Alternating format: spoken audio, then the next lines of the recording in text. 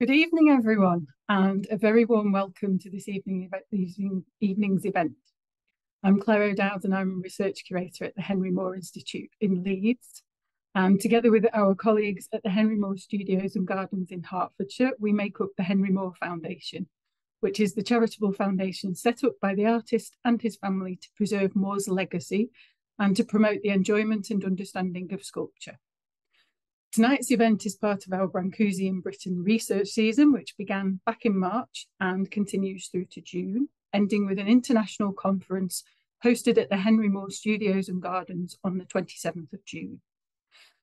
The research season has been developed in collaboration with Dr. Alexandra Paragoris and Dr. Jonathan Vernon, both of whom are long-standing Brâncuşi scholars and both of whom are former Henry Moore Institute Research Fellows. This season of events is supported by the Romanian Cultural Institute, and we'd like to say a massive thank you to our colleagues there for their generosity and support. The research season was prompted by news that the Centre Pompidou in Paris was planning an ambitious new exhibition of work by Brâncuşi, which opened in March and runs through until the 1st of July. With the help of Jonathan and Alexandra, we've developed a series of events that explore Brâncuşi's relationship with Britain, as well as his ongoing influence on contemporary sculpture. We're encouraging scholars, artists and curators to reconsider Brâncuşi and his impact among British artists, writers and thinkers. Tonight, we'll be hearing from two outstanding curators of Brâncuşi's work, whose exhibitions have shaped the ways that we think about the artist and his legacy. And I am really thrilled that we've managed to get them both in the same Zoom room at the same time. Tonight is being recorded, and it will be available to watch again on the Henry Moore Institute YouTube channel and our website, where you can find lots more information about Brâncuşi and the research season, as well as recordings of our past events. There are always exciting things happening across the foundation, so please do subscribe to our YouTube channel if you'd like to receive alerts about new uploads. As always, we want to hear your thoughts and questions throughout this evening's discussion, so please do join in. Questions and comments can be submitted using the chat function, which you can find on the bottom toolbar, and we'll feed these back to our speakers. If you want us to mention your name, please include it in your message, otherwise we'll keep you anonymous. Now, this evening's discussion will be chaired by Dr. Jonathan Vernon. Jonathan is an art historian who has studied the work and reception of Brâncuşi for 10 years. In 2020 to 2021, Jonathan was the Leonard A. Lauder Postdoctoral Fellow at the Leonard A. Lauder Research Centre for Modern Art at the Metropolitan Museum of Art in New York. He's also served as an associate lecturer at the Curatorial and as Writing House contributing editor at the Burlington magazine. Welcome back, Jonathan, and I will hand over to you now to introduce this evening's guests. Thanks very much, Claire, and thank you to our guest this evening, as well as all of you who are in the audience. When this season was conceived, as Claire described, this event was a real aspiration of mine and the whole events team. For me personally, I'm 33 years old, which means that in spite of a decade studying Brâncuşi, I'd never seen many of the objects in Ariane's exhibition without the mediating glass of the Atelier Brâncuşi. So this exhibition is a real moment in Brâncuşi's reception. I think it's a moment to see his work in a new light. When we consider Brâncuşi's reception in Britain, it's impossible to ignore the fact that the last major exhibition in the UK was now 20 years ago. And that was the exhibition co-curated by our other guest this evening, Matthew Gale. That exhibition, Constantin Brâncuşi, The Essence of Things, had a smaller scale and a sharper focus, studying Brâncuşi's carving practice and relationship with materials. I hope that in our discussion, we'll get a chance to hear about the material relationships that both Ariane and Matthew have been able to establish with Brâncuşi's objects as curators, as well as the insights it's given them into how we present, preserve, and think about this unique body of work. So let me introduce them properly. Ariane Coulondre is curator of the Department of Modern Collections in the Musée National d'Art Moderne, where she oversees the sculpture collections. She joined Centre Pompidou in 2011 as head of the Collections Management Department. In addition to helping conceive the museum's collection display and acquisitions programme, she has curated several exhibitions: Germaine Richer and Le Cubisme at Centre Pompidou, and Fernand Léger, Le Beau et Partout at Centre Pompidou, Metz. Ariane is the general curator of the Constantin Brâncuşi retrospective at Centre Pompidou until 1st of July. At the same time, she's overseeing all current operations at the Atelier Brâncuşi, the move, and the complete digitization of the studio. Matthew Gale is a specialist in 20th century art history and was a curator at Tate from 1995 until 2011. Between 2006 and 2021, he led the curatorial team responsible for displaying the collection at Tate Modern. Among Matthew's exhibitions and publications are Barbara Hepworth with Chris Stevens, Constantin Brâncuşi, The Essence of Things with Carmen Jimenez, Dali and Film, Joanne Miro, The Ladder of Escape with Marco Daniel, Paul Clay, Making Visible, Pierre Bonnard, The Colour of Memory, and with Stephanie D'Alessandro, Surrealism Beyond Borders. With that, I'll hand over to Ariane first to give us a talk on the exhibition. Thank you very much.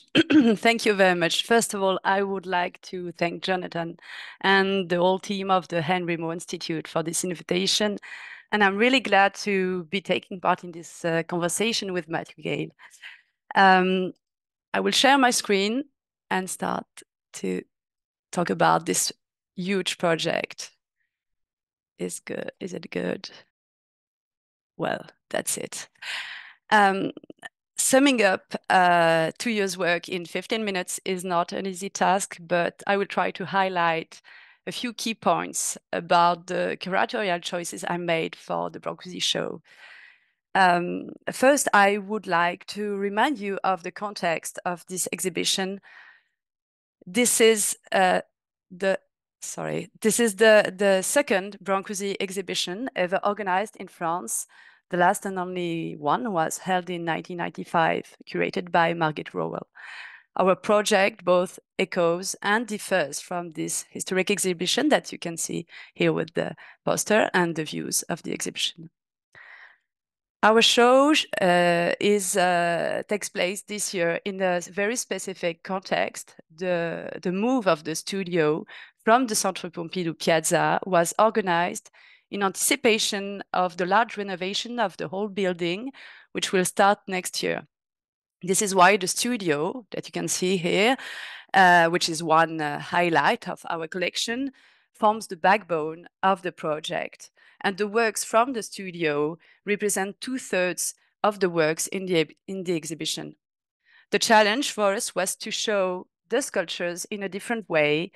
And after looking at them from behind the studio glass for a long time, the public can see them up close and turn around.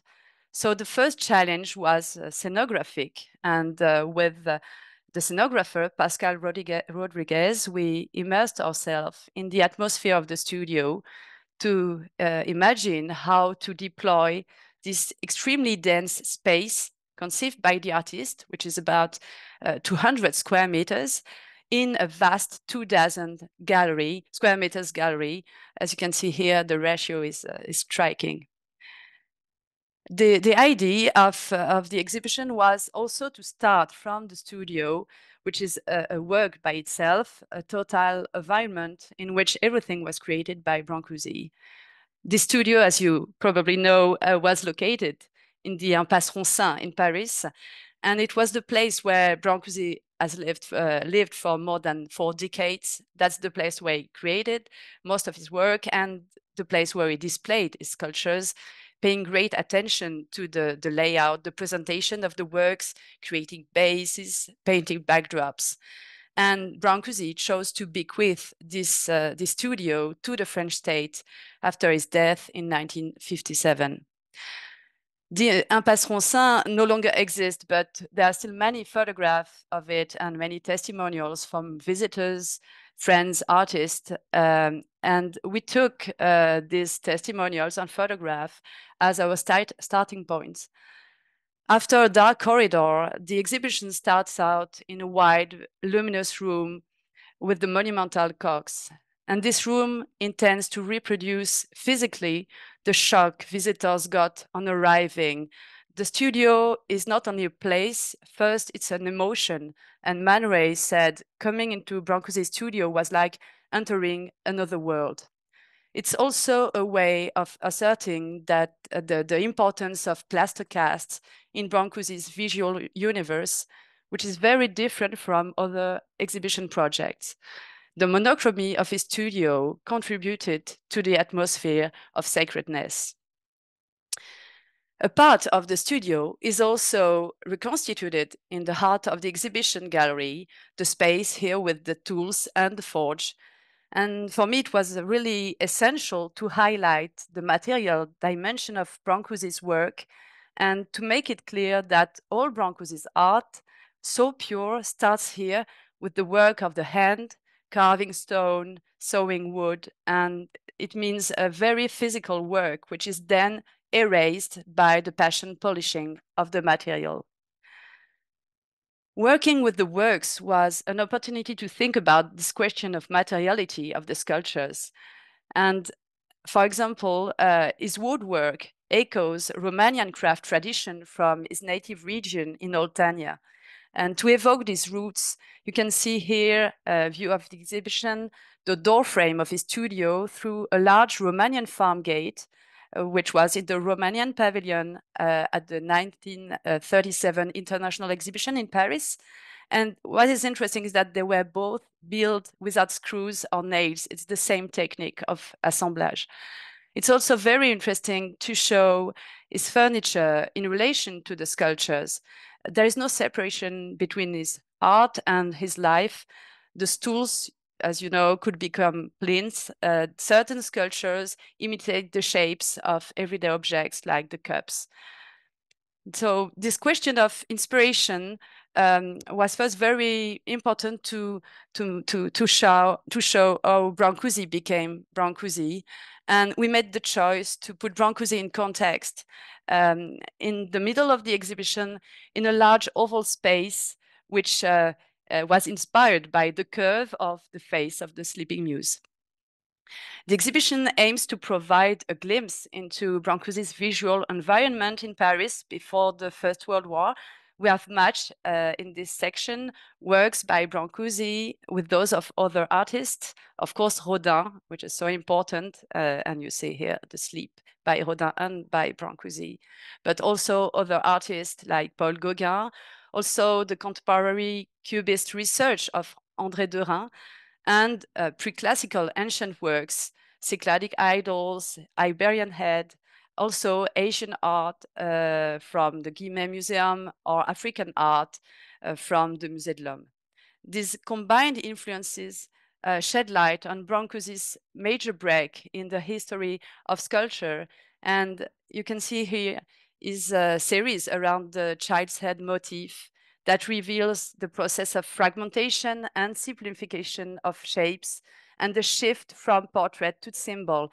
And for this presentation, we were really inspired by Brâncuşi's own photograph. At Centre Pompidou, we also have the chance to keep Brâncuşi's archives since 2001. And we chose to show this wealth of documentation in a very large timeline with letters and many documentation to provide insight into the man and his career, his many friendships, and his reception. It's also a way to show how Brâncuşi scrupulously preserved all these documents. And that's very interesting because very early in his career, Brâncuşi took photographs of himself, helping to write his own legend. In the exhibition, the public can also hear musical extract from his own records collection that we have in the collection.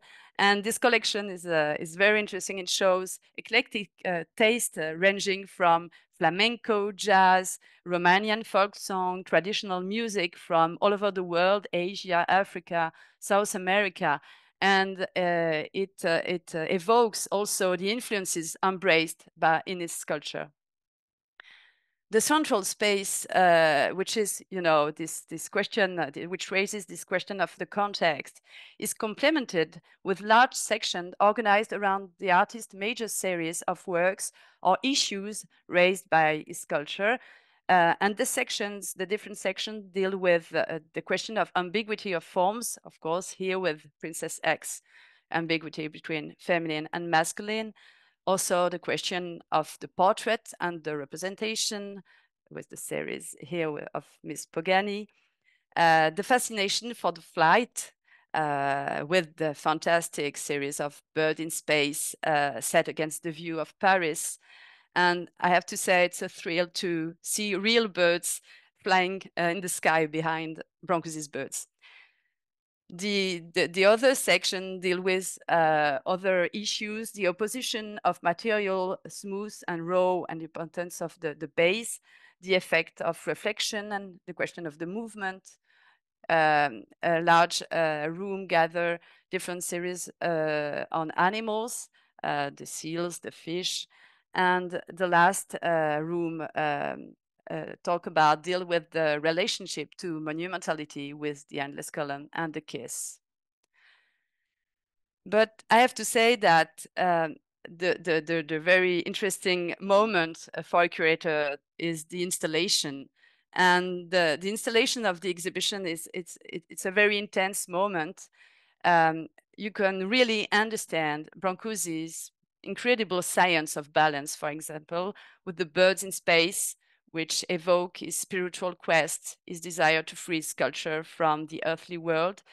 And these large, slender sculptures with extremely narrow feet have actually a very short metal rods, only a few centimeters long. So it's a huge emotion when you install it. And the emotion is linked with the beauty of the sculpture, but also with this feeling that how it stands, how can it stand? And there is really this question of the risk, of the extreme limit of form that is underlined in his work.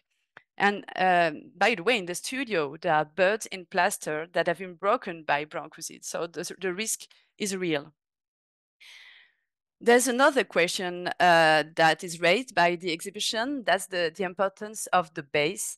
Where does the sculpture start, or where does it finish? Brâncuşi, of course, as you know, questions the conventional status of the base. On several occasions, he turned plinths into sculptures, and this way he refused any hierarchy between the top and the bottom. And I really love this work, The Sorceress, which is not that famous, but it's a great example and very interesting because the lower part is a sculpture. It's called Watchdog, and it can be presented as a sculpture in its own right, but also as a base for the sorceress. Of course, in the exhibition, we display the sculpture with their original bases as much as possible. We were largely inspired by the work Margaret Rowell did in 1995 through the study of Brâncuşi's studio photograph at that time. She made clear the argument that the bases are integral to the object. And before that, the role of the base was largely overlooked. Many collectors bought the sculptures but declined to buy the base. They were considered like accessories. And now, when you see the work today, it seems very clear that they form a coherent whole. And a visitor of the exhibition told me something very interesting. In the portrait section, she told me that the bases were like the bodies of the sculptures. And I found this idea very, very interesting. This is particularly strong in the portrait of Nancy Cunard.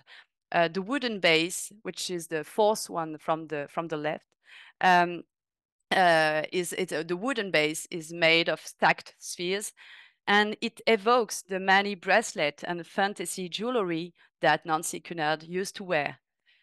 But you know, for a curator, the question of the base also is also a real challenge in terms of scenography, given the large flows of visitors and the need to maintain a safe distance for the works.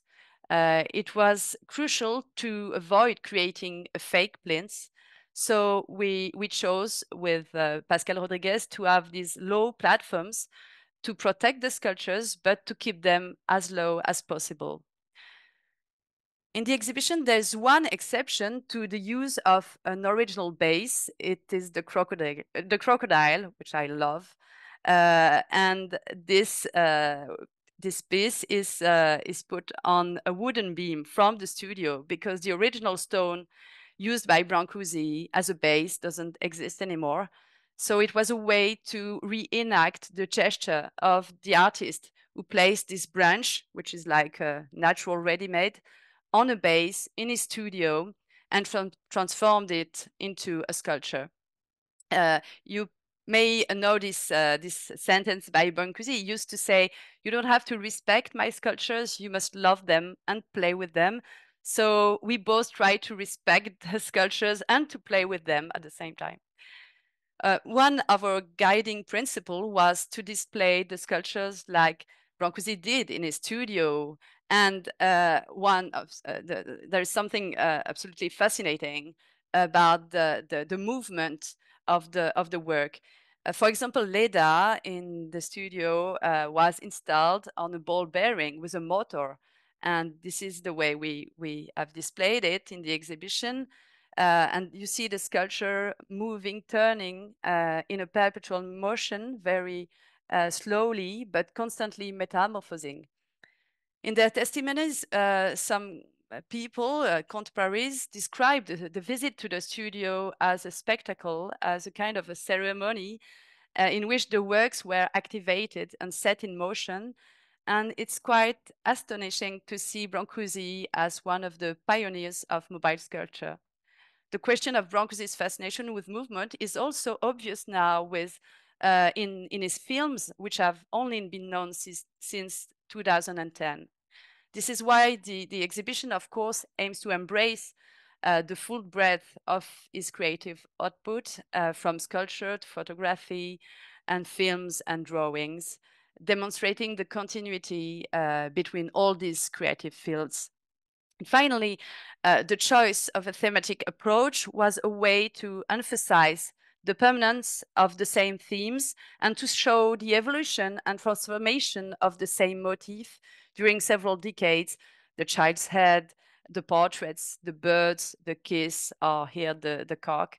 The exhibition highlights a serial process moving from wood to plaster and from plaster to bronze.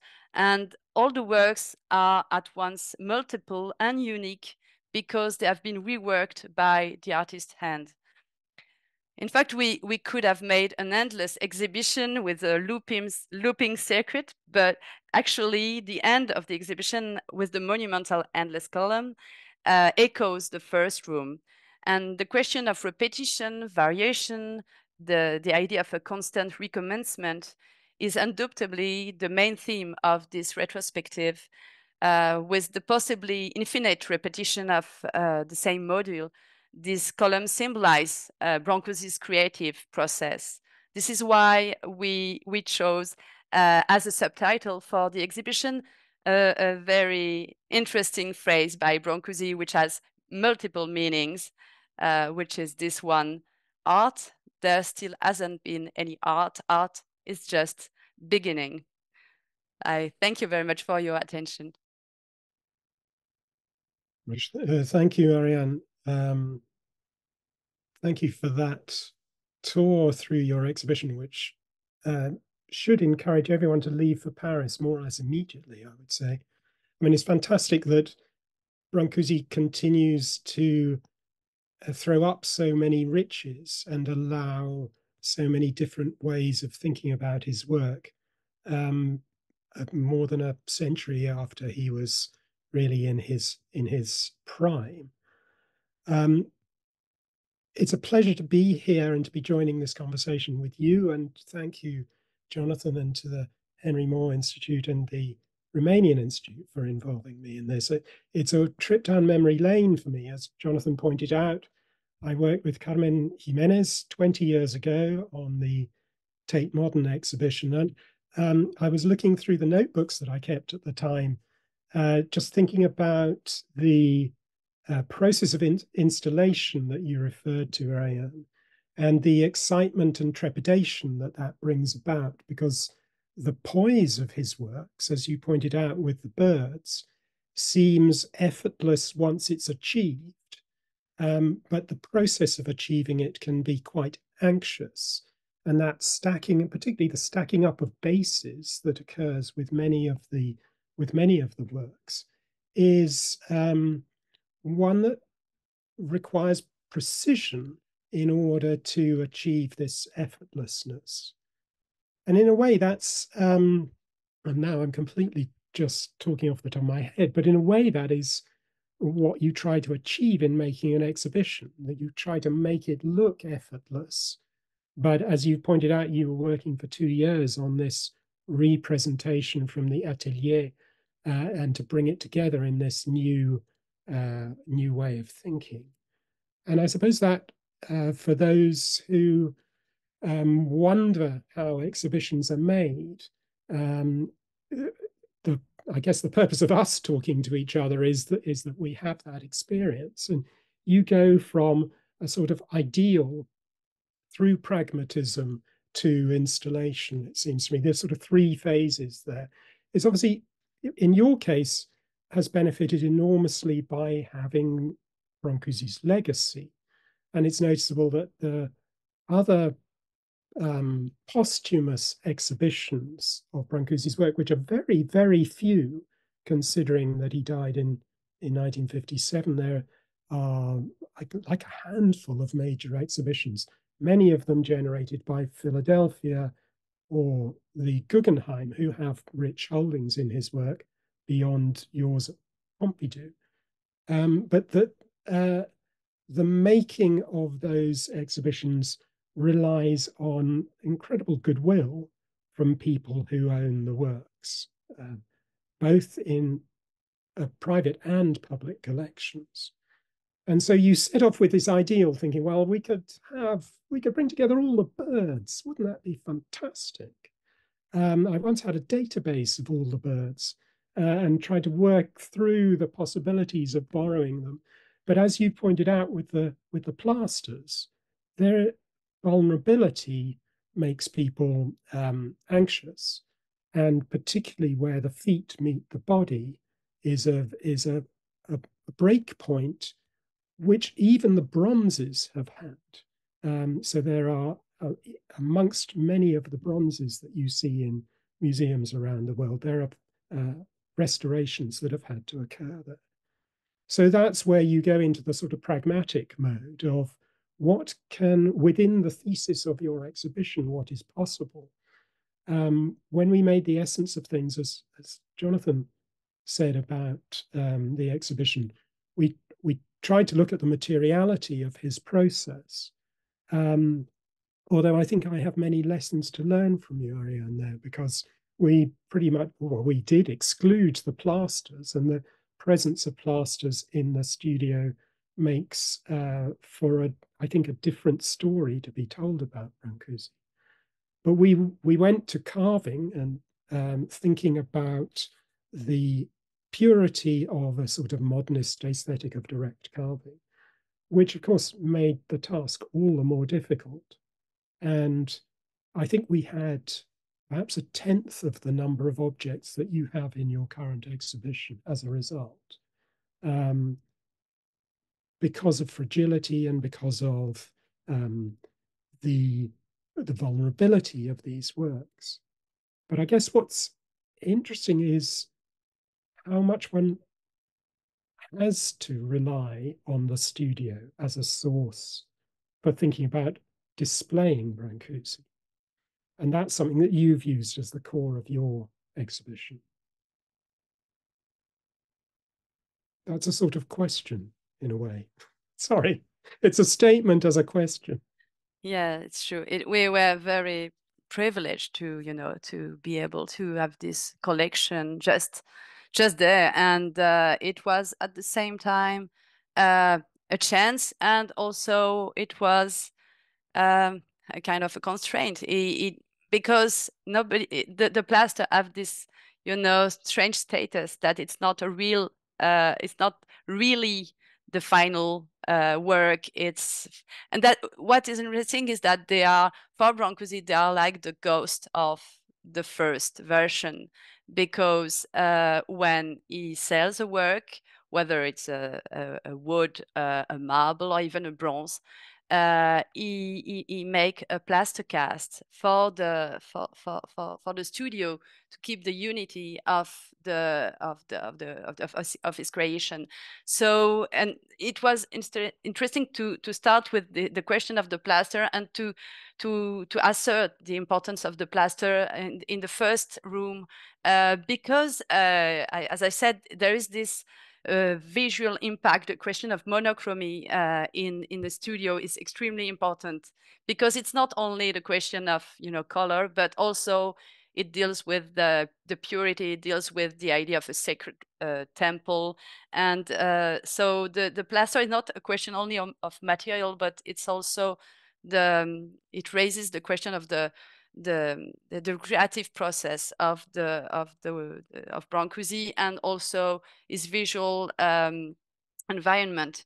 And what is also interesting about the plaster is the fact that he showed during his lifetime, he displayed the plaster. It was not only the bronze or the marble or the wood, but these, for example, at the Armory show in 1913, he sent only plasters.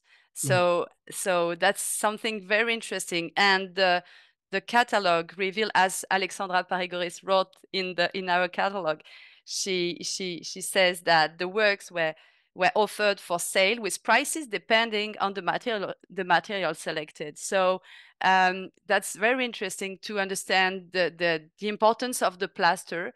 But it's true that for collectors, it was, of course, something, I don't know, the material, the noble material, bronze or marble, was something more, you know, important, and they wish to acquire. Yes. I like the ghost illusion. I think that's rather marvelous. And curiously, it brings to my mind the studio as a sort of version, or the other way around, perhaps, of Marcel Duchamp's Boîte en Valise, as it were, a complete artwork that Duchamp could carry around because he didn't have a fixed studio. But Brâncuşi making substitute works for those that leave him seems like that sort of completist version of his artistic output. It's completely true. And I used to say that the studio, Brâncuşi studio, is like the Boîte en Valise, but you know, with the real size. And it's at the same time, it was a place. Of course, it was in the Impasse Roncin, and it stayed there for 4 decades. But it had several lives after Brâncuşi's death, and it can travel a bit. Yes. It was in the Palais de Tokyo in the 60s, and then it was on the Piazza when the Pompidou Center opened in 1977. So, and now we are thinking about the future of the studio, and how to show it, and to make it more visible and accessible. So that's interesting, because it's not that fixed. I mean, it's fixed, but it has a size dimension, and Brâncuşi completely conceived this space as a work of art, but it can be moved a little bit. So maybe it's more difficult. That's also the challenge of making an exhibition from the studio, isn't it? Because our image of the studio is completely controlled by Brâncuşi's photographs. Yes, yes, and where the works are in intimate, really intimate conjunction and juxtaposition, and exhibitions of necessity open that up. Yes, as you pointed out, the difference in the footprint between the studio and the exhibition space that you have, to allow the visitors who are thirsty to see the work, means that you and I feel the same myself, that in both cases, you in making an exhibition, you're exposing something that perhaps isn't quite what he laid down in bringing the intimate world of the studio to the half dozen people who would visit. It's true, but there is this subjectivity. I mean, we as a curator, we have a point of view, and we have to. I mean, to assume. That's very interesting to see what Margit Rowell did in 1995. It was, you know, this amazing exhibition, and it's so different from what we did when we make this today. So but I was happy to discover this this sentence. Brâncuşi said, "You don't have to respect my sculpture. You must love them and play with them." It helped me a lot, you know, to feel confident that I need to understand the spirit of his creation and the spirit of the studio. But there is something very dynamic and mobile, and it can't be completely fixed, and it has to. You can change something and keep the spirit of the work. So that's was great to understand that. And when I understood that, it was easy then to make the exhibition and to follow my intuition. Yes. Yes, because reverence is perhaps the danger of yes, fixing things too literally and with too much restriction. Yes. And in Brâncuşi's photograph, you can see, for example, the combination with the bases. You can see that it's something that changes a lot. And it's, of course, when he died, of course, you know, some works were always installed with the same basis, of course, but the idea of the recombination of form is central, and you have to keep that in mind. And it was the very interesting small, you know, freedom we had in conceiving this exhibition, to start with the studio, but to use this mobility to create something, and for example to deploy it in the space, because it's the ratio is 1:10 in the gallery, so you have space to turn around, to sit from very close. So it was interesting to show it differently, and I'm happy with the reaction of the visitors, because many people tell me, you know, oh, this work was in the studio. That's a good moment to rediscover these works. Yes. And mobility and motion seem to be two themes in what you've been saying, which may surprise people about Brâncuşi, that who see him as a man making inviolable static objects, or at least monumental objects that have their fixed place. But as you point out, there was a lot of movement in the studio, from the dancers that moved through it, and the turntables used for the sculptures. So I think the achievement of bringing it to life in that way, and I love the idea of the music being played, is a extraordinary touch. Yes, that's always the problem with reconstitution. Can be something that, you know, it can be difficult to understand that somebody lived there and worked there and made parties there.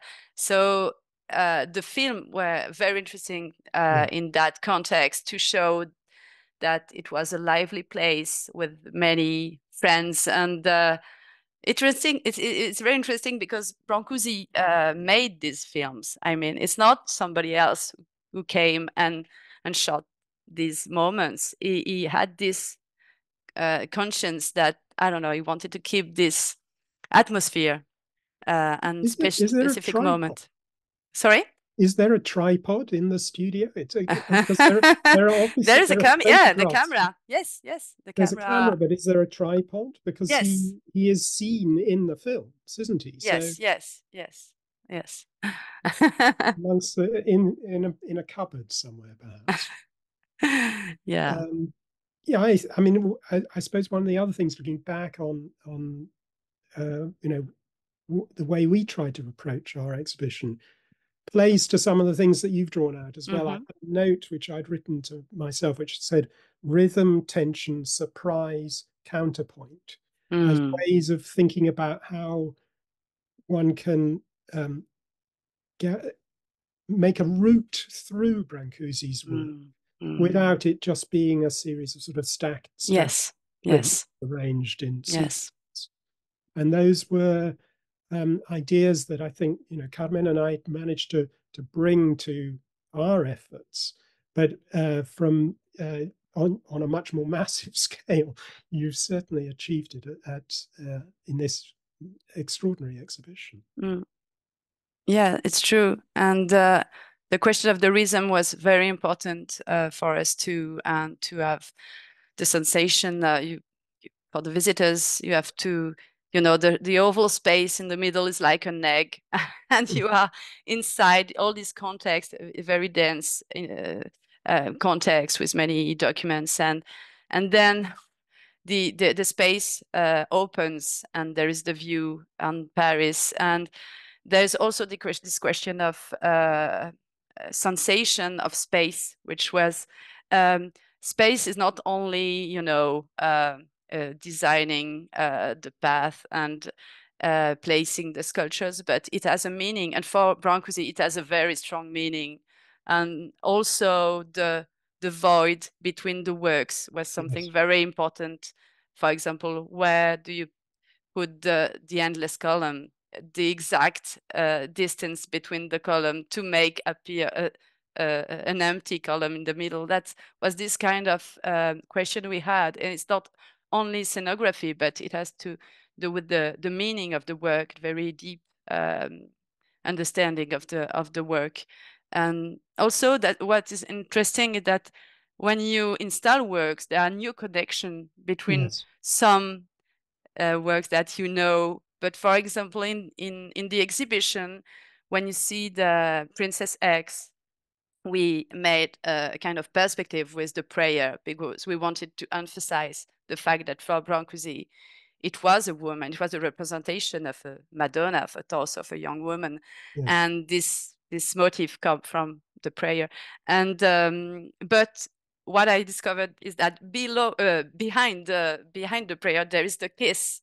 And for me, now it's obvious when I see Princess X and the kiss, there is this connection about the, you know, the fusion of masculine and feminine in the same form. And that's something that is interesting, because it's something that appears for me, at least, in the exhibition. But I guess for your show, it was also, you probably had this kind of experience too, about discoveries.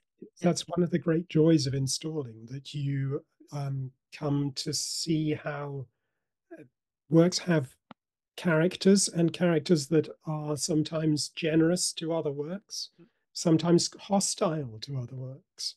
And certainly the birds, it seems to me, would happily flock together, whereas there are some very muscular works that will tend to put other works in their shade and force them away from each other. So those are things that you have to respond to in the space, don't you? Because however well you know each individual thing, to bring them together. I mean, I love your idea of how the endless column makes an endless column in its in the void between its iterations.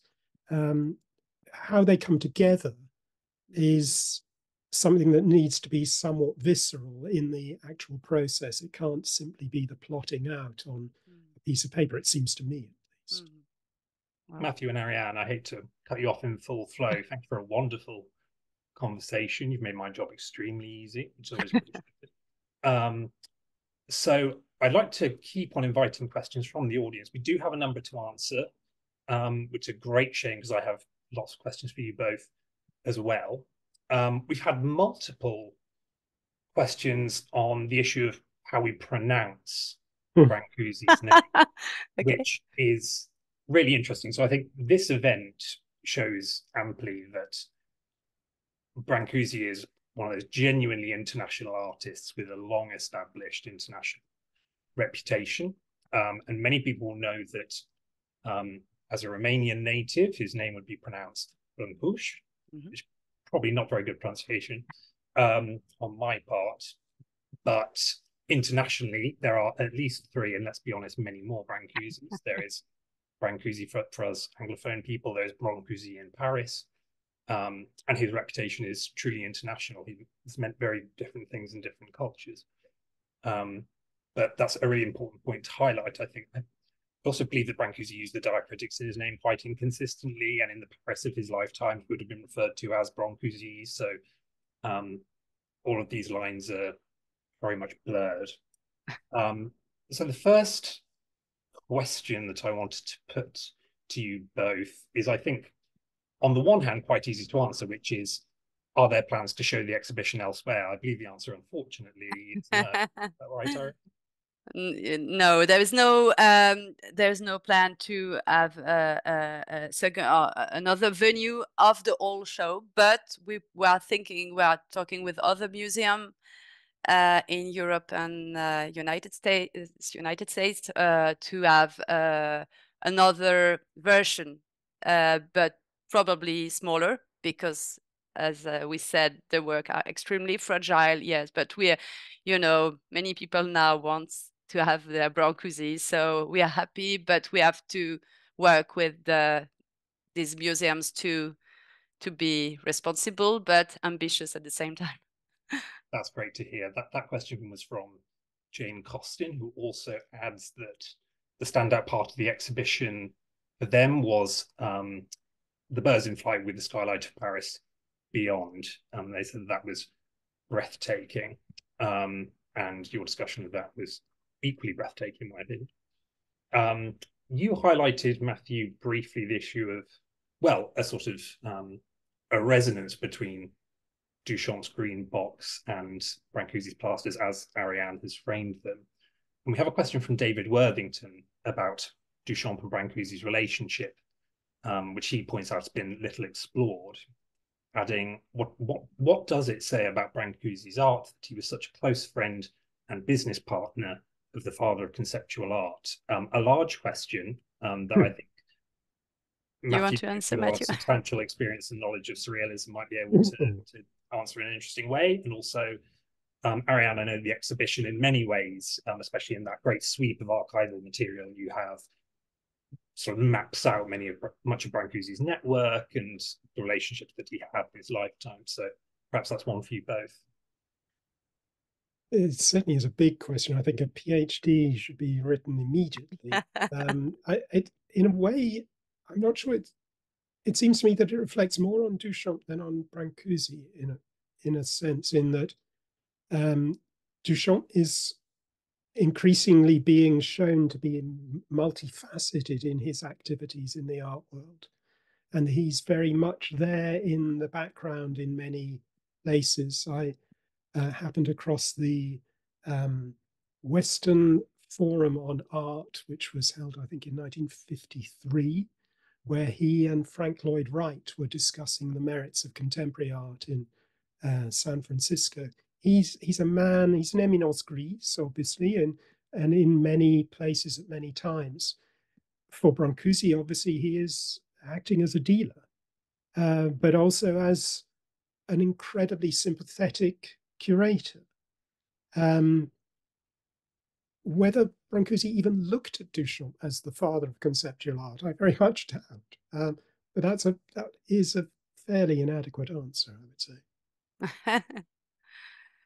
Well, I can add just a few words about the I don't know, the obsession for certain forms that you can find in their works, and especially the spiral, which is something important. And what is interesting is that there is this, this story about the propeller, and the fascination for this form that you can find in the rotorelief or in many works by Duchamp, and also in certain works by Brâncuşi in his drawings or in the portrait of Joyce. And there is this fascination for the moving spiral and the question of infinity, but it's also, it has to do with the machine, it has to do with the process of creation. So it's the different meanings that is inside this form that I don't know, that fascinate the both of them. But I really love it, and I think there is something to do with an exhibition to do with Léger, Brâncuşi, and Duchamp, and only on that motif, and that's so interesting because it has several meanings and less meanings. That would be riveting. We've also received a question about insurance and the insurance of Brâncuşi's works being so expensive, and whether that might be one of the reasons why there haven't been that many exhibitions. I think the short answer to that is yes, definitely part of the story is the delicacy of these works, the cost of shipping them, the loan restrictions that are on works in American collections in particular. Is there more to say about that, Ariane or Matthew? Well, that's true. I mean, he is one of the greatest sculptors in 20th century. So the works are also rare and fragile. So this is why the insurance values are so high. But I guess the question of the small numbers of the exhibition is not only linked to this question of budget, but also, as you know, we had for decades a permanent exhibition of Brâncuşi on the piazza, and for us it was you know, we had this obligation of, you know, showing we still have the obligation of showing the studio as Brâncuşi. Well, when Brâncuşi died, there is this bequeath, and there is this very strong condition. So I guess it was at the same time something good, because it was something that was really permanent, and many people went there and loved this place. But also it was maybe difficult. It was difficult, you know, to land the works in a large number. I mean, certainly, I think because of that, it's been a restraint, hasn't it? Yes. On the question of, this is a good question, especially for Centre Pompidou in general. Is there a mixtape available of the record collection and of the audio in the exhibition? And I think that's one with an easy answer, which is yes, right? There's a CD that. There's a CD, but it was made in 1995. Yes, exactly. But you can still found it. Yes, you can still find the CD. Yes. But there's the list of the records, his records collection in the catalog about the atelier, the catalog made by Marielle Tabar. And I have to say a name because she's so important on this in this history of the studio, that I have to, you know, a long time curator. Yes. Atelier Brâncuşi, almost from the beginning when the book was issued. Yes. Certainly.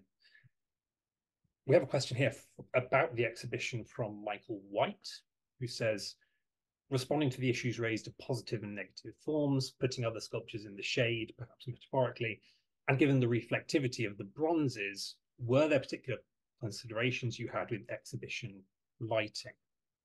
Yes. And, you know, the first thing that Margit Rowell told me when I went to see her and ask for advice, she said, oh, you'll see the light, that's impossible. That's so impossible to light the sculpture, especially the birds. And so we have worked with the, you know, the staff from Pompidou, and they are very good. And but we had to, you know, to prepare everything that in the room, the circle room with the Leda, we wanted something dynamic.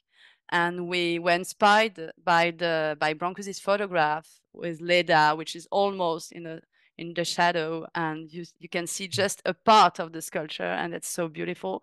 So we wanted this kind of impression, and to make the sculpture disappear and appears with the reflection of light.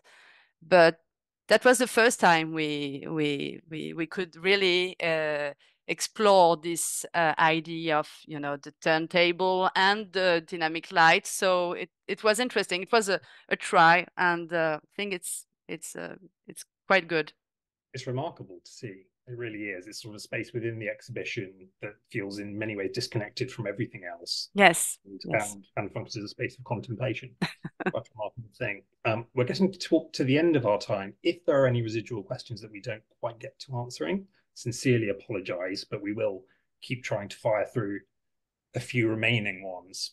Simon Barraclough, the chat is full of suggestions about commercial opportunities for Centre Pompidou. Maybe we need a Brâncuşi playlist on Spotify. I think it's a tremendous idea.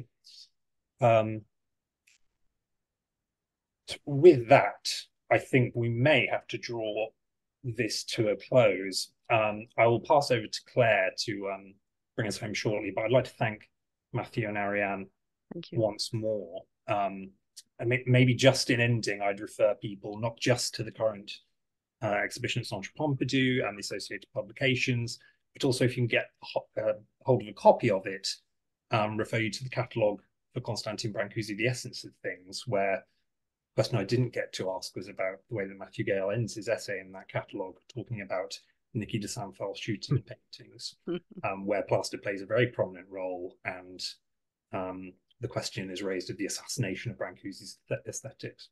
Shame we couldn't get to that, but thank you all, and thank you to everyone in the chat as well. Thank you. That was a tantalising thing to end on, Jonathan.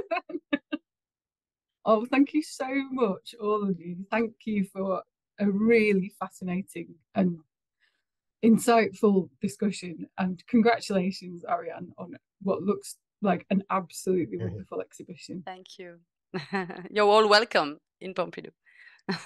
I'm booking my ticket now. And thank you, Jonathan, for chairing so brilliantly as ever. Thank you to all of you for joining us. Just a final reminder that bookings are now open for the conference Brâncuşi, Britain and the Idea of Modern Sculpture, which takes place at the Henry Moore Studios and Gardens in Hertfordshire on 27th of June, and you can find more information about it and a whole range of other Brâncuşi related resources on our website. But for now, thank you so much to our three guests. Thank you for joining us and for your excellent questions, and we'll see you again soon. Good night.